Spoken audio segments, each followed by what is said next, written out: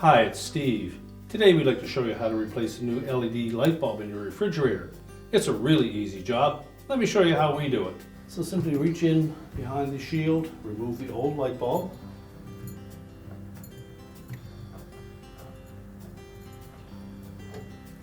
And discard it.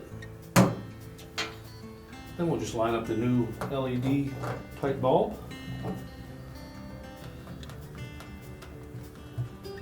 And carefully thread it into the socket. And once we have the bulb tightened in place, verify that it's operating properly, and your repair is complete.